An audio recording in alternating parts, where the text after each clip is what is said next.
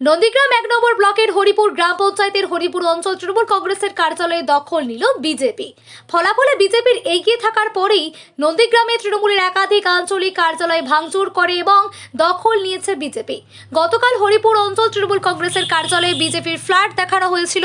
আজ সকাল থেকেই দেখানো হলো, সেখানে রং দিয়ে লেখা হয়েছে ভারতীয় জনতা পার্টির কার্যালয় হরিপুর। বিজেপি ভারতীয় জনতা পার্টি জেলা কমিটির সদস্য অশেষ দাস বলেন যে 2020 সাল পর্যন্ত হরিপুর অঞ্চল তৃণমূল কংগ্রেস কার্যালয়টি তাদের দখলেই ছিল। পরে এলাকার জনগণের নেতা মেঘনাথ পাল শুভেন্দুর সঙ্গে দলবদল করে বিজেপিতে যোগদান করেন। এই অফিস ভিডিওটির তৃণমূল কার্যালয়ে হিসেবেই 5 বছর অব্যাহত রয়েছে। আবার পুনরায় তারা আজকে ভারতীয় জনতা পার্টির কার্যালয় হিসেবে আগামীতে ব্যবহার করবে, সেটাই তারা জানান। নন্দীগ্রামে তৃণমূল কংগ্রেস বলে কিছুই নেই। দেখুন, 2020 সালে এই অফিসটা মেঘনাথদার নেতৃত্বে তৈরি হয়েছিল। সেই সময় আমরা ভারতীয় জনতা পার্টিতে চলে আসার পরে তৃণমূল কংগ্রেস জোর করে এই পার্টি অফিসটাকে দখল করে নেয়। 2021 সালে বিধানসভা নির্বাচন যখন হয়েছিল, চারিদিকে যখন ভোট পরবর্তী হিংসা হয়েছিল, তখন নন্দীগ্রামের থানা তুহিন বিশ্বাসের নেতৃত্বে আমাদের কাছ থেকে এটা দখল করে নিয়েছে।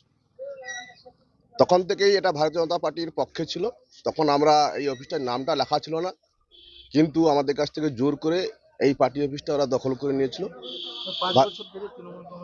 এবং সেই সময় এই সরকার যেভাবে পুলিশ দিয়ে আমাদেরকে দমিয়ে রেখেছিল, এই আগামী এই গত 5 বছর ধরে ভারতীয় জনতা পার্টি সারা রাজ্যব্যাপী যেভাবে হিন্দুত্বের বাতাবরণ নিয়ে হিন্দুরা দুহাত ভরে আমাদেরকে আশীর্বাদ করেছে, তার পরিপ্রেক্ষিতে আমরা 2026 সালে সারা রাজ্যে আমরা ভারতীয় জনতা পার্টি বিপুল সংখ্যাগরিষ্ঠ নিয়ে ক্ষমতায় এসেছি।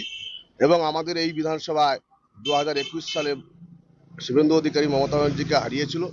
2026 সালে এবং 2026 সালে নন্দীগ্রাম বিধানসভা এবং ভবানীপুর কেন্দ্র থেকে মমতা ব্যানার্জিকে হারিয়ে দুটো কেন্দ্র থেকে বিপুল ভোটে জয়ী হয়েছে। আগামী দিন এই রাজ্য শুভেন্দু অধিকারীর নেতৃত্বে ভাবী মুখ্যমন্ত্রী হিসাবে তার অধীনস্থ হয়ে আমরা আগামী দিন এই রাজ্যে রাম রাজ্য স্থাপন করব।